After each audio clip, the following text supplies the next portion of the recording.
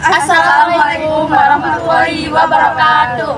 Kami dari kelompok 5 ingin memperkenalkan diri. Saya Mada Firdausi Rosyid, NIM 46. Saya Indah Fitriani dengan akhiran NIM 85. Saya Fatimah Zahra dengan akhiran NIM 72. Saya Sylvie Hidayati dengan akhiran NIM 86.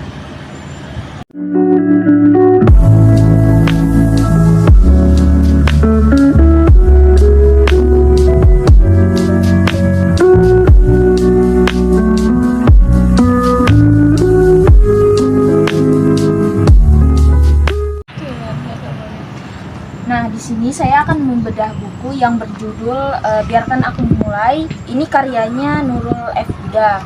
Nah, novel ini tuh mengisahkan perjalanan seorang remaja muslimah dalam menemukan jati diri dan memahami Islam lebih dalam. Nah, di sini juga ada tokoh utama dalam menghadapi dilema antara mengikuti pergaulan bebas atau mempertahankan prinsip-prinsip Islam. Mau tanya dong, siapa tokoh utama dalam novel Biarkan Aku Memulai? Nah, siapa tokoh utamanya itu? Tokoh utama dari novel ini tuh mengisahkan seorang remaja muslimah yang berusaha menemukan jati diri dan memahami Islam lebih dalam. Aku mau tanya, apa sih pesan moral dari novel tersebut? Nah, di sini juga ada pesan moral yang bisa kita ambil. Pentingnya berani berubah menjadi lebih baik, memilih lingkungan yang positif, dan yang terakhir itu mendekatkan diri kepada Tuhan sebagai solusi. Jadi di sini saya akan membedah buku yang berjudul Pembangunan Berdimensi Kerakyatan yang diterbitkan oleh DC Korten dan Syahril. Buku Pembangunan Berdimensi Kerakyatan ini membahas konsep pembangunan yang berorientasi dalam kesejahteraan rakyat. Fokus utamanya adalah bagaimana kebijakan pembangunan dapat lebih inklusif, memperdayakan masyarakat bawah, dan dapat tidak hanya menguntungkan kelompok elit.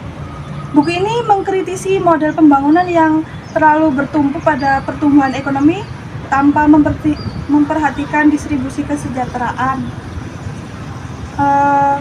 Penulis itu menyoroti pentingnya keterlibatan masyarakat dalam proses pembangunan, termasuk melalui kebijakan yang berbasis pada kebutuhan dan aspirasi rakyat kecil. Selain itu, buku ini juga membahas berbagai tantangan dalam pembangunan, seperti ketimpangan ekonomi, birokrasi yang tidak efektif, dan kurangnya akses masyarakat terhadap sumber daya.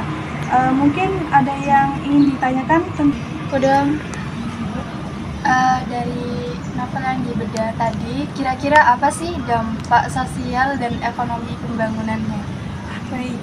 Dampak sosial dan ekonomi dari pembangunan itu ketimpangan dalam akses terhadap sumber daya dan peluang ekonomi.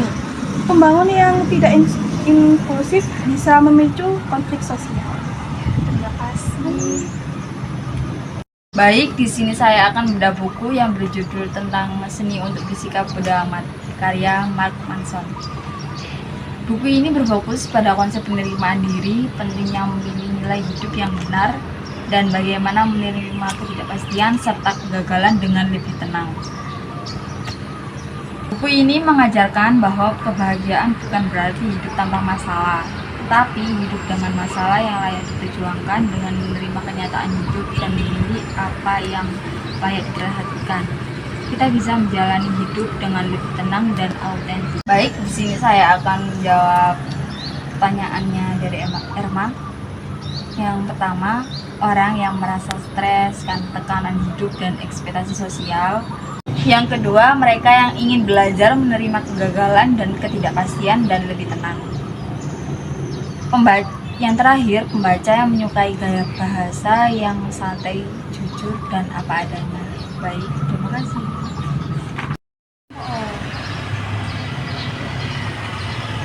Baik, di sini aku ingin membedah buku yang berjudul Fikih Wanita, karya Syekh Kamil Muhammad Waidah.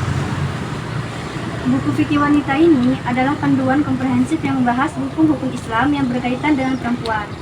Buku ini menguraikan beberapa aspek fikih, mulai dari taharah, sholat, puasa, zakat, haji, pernikahan, hingga hak dan kewajiban seorang wanita dalam Islam.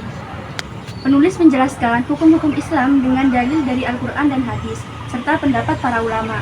Buku ini juga memberikan solusi atas berbagai permasalahan yang sering dihadapi perempuan muslim, seperti menstruasi, kehamilan, nifas, hingga hak-hak dalam pernikahan dan perceraian. Dengan bahasa yang mudah dipahami dan penyajian yang sistematis, fikih wanita menjadi bacaan penting bagi setiap muslimah yang ingin memahami aturan Islam dalam kehidupan sehari-harinya.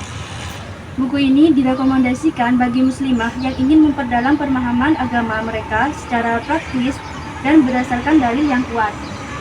Mungkin ada yang ingin ditanyakan? Mau nanya, apa sih hukum memakai hijab dalam buku itu? Nah, hukum memakai hijab dalam buku ini menegaskan bahwa memakai hijab adalah kewajiban bagi setiap muslimah yang telah balik, berdasarkan dalil Al-Quran dan juga hadis. Ada lagi? Aku mau coba.